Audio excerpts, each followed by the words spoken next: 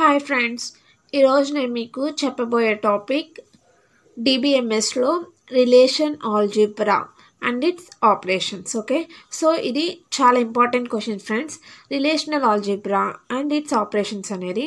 So నేను last క్లాస్లో relation అంటే ఏంటో చెప్పాను అండ్ రిలేషన్ యొక్క టెర్మినాలజీ కూడా చెప్పాను ఫ్రెండ్స్. సో అది మీకు అర్థమవుతే ఈ టాపిక్ చాలా ఈజీగా అర్థమవుతుంది. So first of all relation అంటే ఏంటో అర్థమైతేనే రిలేషనల్ ఆల్జీబ్రా అంటే ఏంటో అర్థమవుతుంది. ఓకేనా?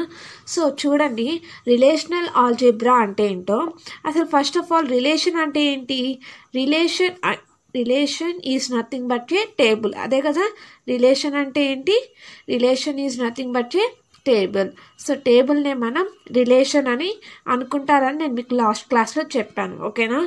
సో టేబుల్ అంటే a table can contain rows and columns, it is called as a relation. Okay, and ఈ రిలేషన్ ఆల్జీబ్రా అంటే ఏంటో చూడండి. రిలేషన్ అంటే టేబుల్, రిలేషన్ ఆల్జీబ్రా అంటే రిలేషనల్ ఆల్జీబ్రా అంటే ఈ రిలేషనల్ ఆల్జీబ్రాలో consist of set of operations. Relational algebra అనేది కొన్ని ఆపరేషన్స్ని కలిగి ఉంటుంది అనమాట. సో ఈ ఆపరేషన్స్ని యూజ్ చేసుకొని మనం ఏం చేస్తామంటే చూడండి, using that operations take 1 or 2 relations. మనం 1 or 2 రిలేషన్స్ అంటే టేబుల్స్ని తీసుకొని ఆ టేబుల్స్లో ఈ ఆపరేషన్స్ని యూజ్ చేయాలి. ఆ ఆపరేషన్స్ని యూజ్ చేసిన తర్వాత మనకి ఒక అవుట్పుట్ వస్తుంది. ఆ అవుట్పుట్ ఏమవుతుందంటే న్యూ రిలేషన్ అవుతుంది. ఓకేనా? సో మీకు ఎగ్జాంపుల్ చెప్తే అర్థమవుతుంది. సో చూడండి, అర్థం చేసుకోవడానికి ట్రై చేయండి. ఇప్పుడు రిలేషనల్ ఆల్జీబ్రా అంటే మీరు 1 or 2 టేబుల్స్ని అంటే 1 or 2 రిలేషన్స్ని తీసుకొని ఆ రిలేషన్స్లో ఆ 2 రిలేషన్కి ఒక ఆపరేషన్ని ప్రజెంట్ చేయాలి, అంటే ఒక ఆపరేషన్ని పర్ఫామ్ చేయాలి. ఆ ఆపరేషన్ని పర్ఫామ్ చేస్తే మీకు ఒక అవుట్పుట్ వస్తుంది. ఆ అవుట్పుట్ ఏమవుతుందంటే న్యూ రిలేషన్ అవుతుంది, అంటే ఒక న్యూ అవుట్పుట్ వస్తుంది. దాన్నే మనం రిలేషనల్ ఆల్జీబ్రా అంటారు. ఓకేనా? సో రిలేషనల్ ఆల్జీబ్రా అంటే అది. సో మీకు ఎగ్జాంపుల్ చెప్తాను, అప్పుడు మీకు అర్థమవుతుంది. ఫస్ట్ ఆఫ్ ఆల్ మీకు ఆపరేషన్స్ అంటే ఏంటో తెలియాలి, ఆ తర్వాత మీకు ఎగ్జాంపుల్ అయితే క్లియర్గా అర్థమవుతుంది. అంటే ఏ ఆపరేషన్ అనేది తెలిస్తేనే కదా మనం ఒక 2 టేబుల్స్ తీసుకొని ఏ ఆపరేషన్ పర్ఫామ్ చేయాలనేది. సో ఆ రిలేషనల్ ఆల్జీబ్రా యొక్క ఆపరేషన్స్ ఏంటంటే, so let me right. So the relational algebra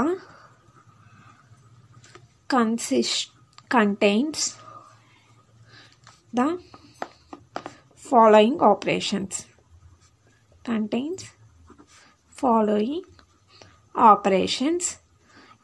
అవేం ఆపరేషన్స్ అంటే ఫస్ట్ వన్ ఈజ్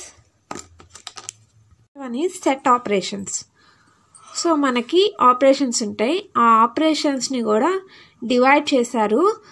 ఆ డివైడ్ చేసింది ఏంటంటే first one is set operations and second one is database operations. Okay, second one is database operations. ఈ set ఆపరేషన్స్లో మనకి ఏమున్నాయంటే union అనేది ఒక operation, and second one intersection అనేది ఒక ఆపరేషన్, అండ్ థర్డ్ డిఫరెన్స్ అనేది ఒక ఆపరేషన్, అండ్ ఫోర్త్ డివిజన్ అనేది ఒక operation, and last fifth one Cartesian product అనేది ఒక ఆపరేషన్ ఫ్రెండ్స్. సో మనకి రిలేషనల్ ఆల్జీబ్రాలో ఆపరేషన్స్ ఉన్నాయి కదా, ఆ ఆపరేషన్స్ ఏంటంటే set operations, database operations. Set operations అనేవి మనకి మొత్తం 5 ఉన్నాయి. ఆ 5 ఏంటంటే union, intersection, difference, division, Cartesian product. Okay, and database operations కూడా మనకి మొత్తం 4 ఉన్నాయి ఫ్రెండ్స్. ఆ 4 ఏంటంటే ఫస్ట్ వన్ సెలెక్షన్ అనేది ఒక ఆపరేషన్, అండ్ సెకండ్ ప్రొజెక్షన్ అనేది ఒక operation, and third one rename అనేది ఒక operation. Okay, rename, and fourth one join అనేది ఒక ఆపరేషన్ ఫ్రెండ్స్. సో ఇలా మొత్తం మనకైతే 9 ఆపరేషన్స్ ఉన్నాయి. ఆ 9 ఆపరేషన్స్ ఇవి: union, intersection, difference, division, Cartesian product and selection, projection, rename, join. ఈ 9 ఆపరేషన్స్ మనకి ఆల్జీబ్రా, రిలేషనల్ ఆల్జీబ్రా పర్ఫామ్ చేస్తుంది. ఓకే, సో ఈ ఆపరేషన్స్ని మీకు తెలిస్తే సో మీకు రిలేషనల్ ఆల్జీబ్రా అంటే ఏంటో అర్థమవుతుంది. So first of all union అంటే ఏంటో చూద్దాం. సెట్ ఆపరేషన్స్లో ఫస్ట్ ఆపరేషన్ ఏంటి? యూనియన్ ఆపరేషన్ కదా. సో ఈ యూనియన్ ఆపరేషన్ అంటే ఏంటో చూద్దాం. సో చూడండి, union operation is denoted by you అనే లెటర్తో మనం డినోట్ చేస్తే అదేమవుతుందంటే యూనియన్ ఆపరేషన్ అని అర్థం. ఓకే, అండ్ ఈ యూనియన్ ఆపరేషన్ ఏం చేస్తుందంటే, union operation performs it combines the similar column from 2 tables into 1 resultant table. అంటే ఏంటంటే, ఏం చేయాలంటే మనం ఒక 2 tablesని తీసుకోవాలి ఫ్రెండ్స్. ఆ 2 tablesలో సిమిలర్గా ఒక కాలమ్ని ఉంచాలి. సో ఆ కాలమ్ని తీసుకోవాలి. చూడండి, it combines the similar column from 2 tables. ఆ 2 tablesలో ఉన్న సిమిలర్ కాలమ్, సిమిలర్ అంటే సేమ్ కాలమ్ని కంబైన్ చేయాలన్నమాట. కంబైన్ చేసి ఒక టేబుల్గా మార్చాలి, ఒక రిజల్టెంట్ టేబుల్గా మార్చాలి. సో అది ఎలా మార్చాలో మీకు ఎగ్జాంపుల్లో అర్థమవుతుంది. ఓకేనా? అండ్ నెక్స్ట్ స్టెప్ ఏం చేయాలంటే, this operator combines the records from both the tables into 1. So ఈ యూనియన్ ఆపరేటర్ అనేది ఈ 2 tablesలో ఉన్న కాలమ్ని కంబైన్ చేయటానికి యూజ్ అవుతుంది. ఓకేనా? ఇంటూ 1, ఒక 2 tablesని ఒక టేబుల్గా మారవటానికి యూజ్ అయ్యే ఆపరేషన్ ఏంటంటే యూనియన్ ఆపరేషన్. ఓకే, అలానే ఇప్పుడు ఈ 2 tablesలో ఉన్న కాలమ్స్లో ఏదైనా డూప్లికేట్ వాల్యూ అంటే సేమ్ వాల్యూ కనుక ఉంటే ఆ వాల్యూని మనం ఎలిమినేట్ చేసేయచ్చు. ఓకే, సో ఎగ్జాంపుల్ మీకు చెప్తే మీకు క్లియర్గా అర్థమవుతుంది. సో ఎగ్జాంపుల్ చూడండి, నేను R1 అనే ఒక టేబుల్ తీసుకున్నాను, అలానే R2 అనే టేబుల్ ఒకటి తీసుకున్నాను ఫ్రెండ్స్. సో R1లో మనకి కాలమ్స్ ఏమున్నాయి? Name, age. Okay, so name, age అనేవి 2 columns తీసుకున్నాను.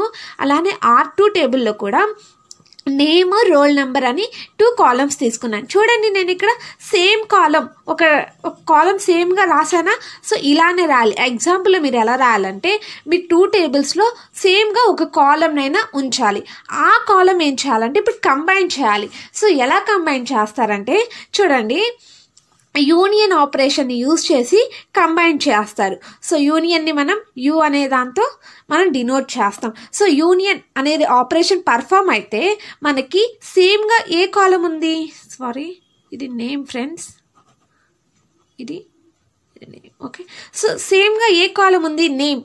సో ఈ నేమ్ని మనం ఇక్కడ అవుట్పుట్లో రాస్తాం. ఓకే, నేమ్ అనేది ఒక సింగిల్ కాలంగా మనకి ఒకటే కదా, సింగిల్గా ఉంది కదా. సో ఈ నేమ్ని మనకి అవుట్పుట్గా వస్తుంది. ఆ తర్వాత మనకి ఏం చెప్పాడు? ఈ కాలమ్స్లో వాల్యూస్లో ఏదైనా డూప్లికేట్ వాల్యూస్ ఉంటే దాన్ని మనం ఎలిమినేట్ చేయొచ్చు అన్నాడు. సో ఏ అనేది ఇక్కడ ఉంది. సో ఏ, బి, సి. ఫస్ట్ టేబుల్ యొక్క వాల్యూస్ని వేసేయండి. వేసేసిన తర్వాత సెకండ్ టేబుల్లో ఫస్ట్ టేబుల్ యొక్క వాల్యూ కనుక ఉంటే దాన్ని మనం ఎలిమినేట్ చేయాలి. సో ఏ అనేది ఆల్రెడీ ఫస్ట్ టేబుల్లో ఉంది. సో ఇది ఎలిమినేట్ చేసి మిగిలిన వాల్యూస్ వేసుకోవాలి. సో డిఈ అనే వాల్యూస్ని వేసుకుంటే ఇదే మనకి అవుట్పుట్గా వస్తుంది. అయిపోయింది ఫ్రెండ్స్. యూనియన్ అంటే ఇదే. యూనియన్ అంటే ఏం చేయాలి? ఒక 2 tables తీసుకోవాలి. ఆ 2 tablesలో ఉన్న కామన్ కాలం ఉంది కదా, ఏదైతే కామన్ కాలం ఉందో ఆ కామన్ కాలంని ఒక కాలంగా రాసుకోవాలి. రాసుకున్న కాలంలో వాల్యూస్ ఉంటాయి కదా. సో ఫస్ట్ టేబుల్లో ఉన్న వాల్యూస్ అన్నీ రాసేసిన తర్వాత సెకండ్ టేబుల్లో సేమ్ వాల్యూస్ కనుక ఉంటే ఆ వాల్యూస్ని మనం ఎలిమినేట్ చేసేసి మిగిలిన వాల్యూస్ సేమ్గా లేని వాల్యూస్ని మనం ఆ టేబుల్లో అంటే న్యూ టేబుల్లో అవుట్పుట్గా వచ్చిన టేబుల్లోకి రాసుకుంటే అదే మనకి యూనియన్ అవుతుంది. సో యూనియన్ అంటే అర్థమైందా? సో ఈ అవుట్పుట్ ఏమవుతుంది? R1 యూనియన్ R2 అవుతుంది. సో ఈ టేబుల్ నేమ్ నేను R3 అని పెట్టాను అనుకోండి. So R3 equal to R1 union R2.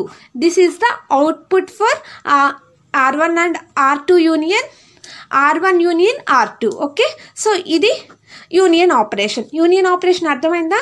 And second operation ఏంటి? ఇంటర్సెక్షన్. సో ఈ ఇంటర్సెక్షన్ ఆపరేషన్ ఏంటో ఇప్పుడు చూద్దాం. సెకండ్ ఆపరేషన్ ఏంటంటే ఇంటర్సెక్షన్ ఆపరేషన్. సో ఈ ఇంటర్సెక్షన్ ఆపరేషన్ అంటే ఏంటో చూడండి. Intersection operation is denoted by N. ఇలా మీరు కనుక ఇలా యూని తిరగతిప్పి రాస్తే ఎన్లా మారుతుంది కదా. సో ఇలా కనుక మనం డినోట్ చేస్తే అదేమవుతుందంటే ఇంటర్సెక్షన్ అవుతుంది. ఈ ఆపరేషన్ ఏం చేస్తుందంటే, so this operation is used to pick the records from the both the tables which are common of them.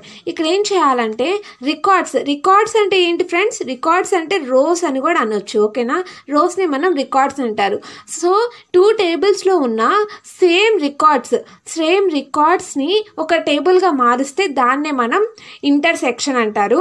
And note చేయాల్సిన పాయింట్ ఏంటంటే యూనియన్ కంపాటబుల్. ఏంటంటే యూనియన్తో అంటే యూనియన్ ఆపరేషన్ చేసిన తర్వాత ఈ ఇంటర్సెక్షన్ ఆపరేషనే చేయాలి. అంటే ఏంటంటే చూడండి, యూనియన్ అంటే ఏంటి? సేమ్ కాలమ్ని తీసుకోవాలి కదా.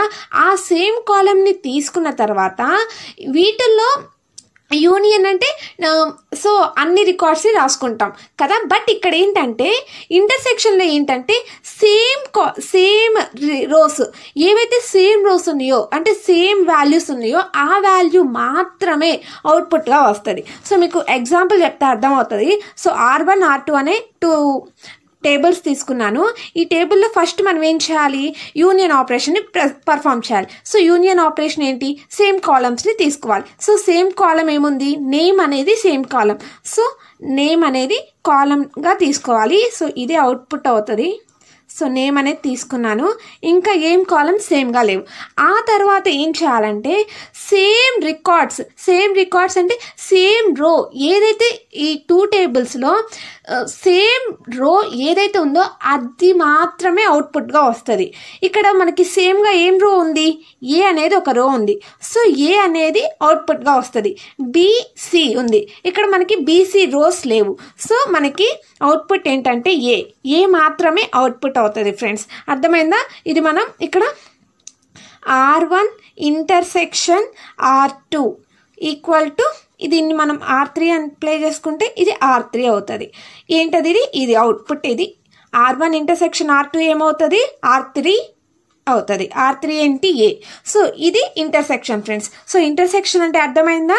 సో ఫస్ట్ ఏం చేయాలి? యూనియన్ కంపాటబుల్ చేసి ఆ తర్వాత ఈ యూనియన్ చేసిన తర్వాత ఇక్కడ ఏదైతే సేమ్ రో ఉందో ఆ సేమ్ రోని మాత్రమే పిక్ చేయాలి. అంటే వేరే అవుట్పుట్ టేబుల్లోకి పెడితే దాన్ని మనం ఇంటర్సెక్షన్ అంటారు. ఓకే, థర్డ్ ఆపరేషన్ ఏంటంటే difference or minus operation.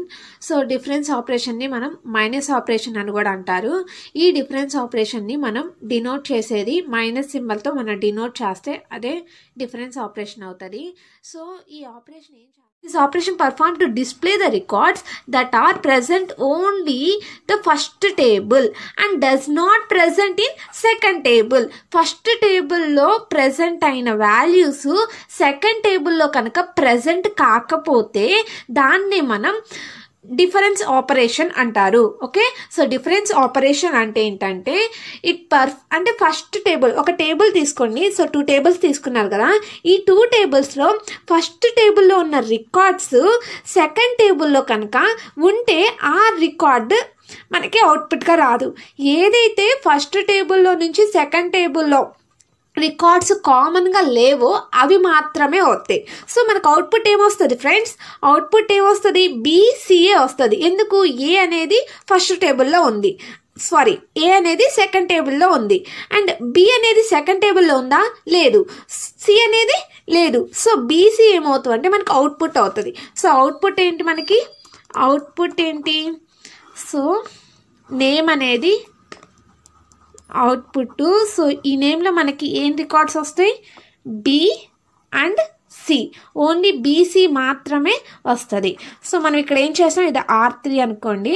So R1 minus R2 equal to R3. Okay, so R1లో నుంచి R2ని మైనస్ చేసేస్తే మనకు R3 రికార్డ్ వస్తుంది. ఇది అవుట్పుట్. సో మీకు మైనస్ అంటే అర్థమైందా? So first record only first టేబుల్లో మాత్రమే అవుట్పుట్గా వస్తాయి. సో ఫస్ట్ టేబుల్లో మీకు ఏవైతే రికార్డ్స్ సెకండ్ టేబుల్లో కనుక కనపడకపోతే ఆ రికార్డ్సే మనకి అవుట్పుట్గా వస్తుంది. సో బీసీ అనేవి సెకండ్ టేబుల్లో లేవు. సో బీసీ అనేవి మనకి అవుట్పుట్ వస్తుంది. So this is difference. Okay, fourth operation ఏంటంటే డివిజన్ ఆపరేషన్. సో ఈ డివిజన్ ఆపరేషన్ని మనం డివైడెడ్ సింబల్తో డినోట్ చేస్తాము. సో ఈ డివిజన్ ఆపరేషన్కి ఒక స్పెసిఫిక్ రిక్వైర్మెంట్ ఉంది ఫ్రెండ్స్. సో ఆ రిక్వైర్మెంట్ ఏంటంటే చూడండి, one of the tables can only have one column and the other table must have two columns only. ఏంటంట ఆ రిక్వైర్మెంట్ ఏంటంట, మనం 2 tables తీసుకుంటాం కదా, ఆ 2 tablesలో ఫస్ట్ ఏదో ఒక టేబుల్కి, ఏ టేబుల్కైనా కానీ ఒక టేబుల్కి ఒక్క కాలం మాత్రమే ఉండాలి అండ్ సెకండ్ టేబుల్కి 2 columns ఉండాలి. ఓకేనా, అదే ఒక నోట్ పాయింట్ అనమాట డివిజన్ ఆపరేషన్కి. So one of the tables, ఏదో ఒక టేబుల్స్లో కెన్ ఓన్లీ హ్యావ్ 1 column, ఒక్క కాలమే ఉండాలి and the other table must have 2 columns only, 2 columns ఉండాలి. సో ఎగ్జాంపుల్ చూడండి, సో నేను ఇక్కడ R1 అనే టేబుల్ తీసుకున్నాను, R2 అనే టేబుల్ తీసుకున్నాను. సో R1లో నేను 2 columns ఇచ్చుకున్నాను, R2లో నేను 1 column ఇస్తే ఇలా మనం టేబుల్స్ని కనుక అరేంజ్ చేస్తే ఇదేంటంటే డివిజన్ ఆపరేషన్ యొక్క రూల్ అయిపోయింది. సో ఇప్పుడు ఇది ఎలా పర్ఫామ్ చేస్తుందంటే చూడండి, సో R1 డివిజన్ R2 అన్నారనుకోండి, సో సెకండ్ టేబుల్లో అంటే ఏదైతే ఒక టేబుల్ అంటే ఒక్క కాలమే ఉందో ఆ కాలమ్ ఇంకో కాలం అంటే ఇంకో టేబుల్తో ఆ కాలంని మ్యాచ్ చేయాలి. సో 30 అనేది ఈ టేబుల్లో ఎక్కడుంది, సో మార్క్స్ అనే కాలంలో ఎక్కడుంది, 30 అంటే బీకి ఉంది.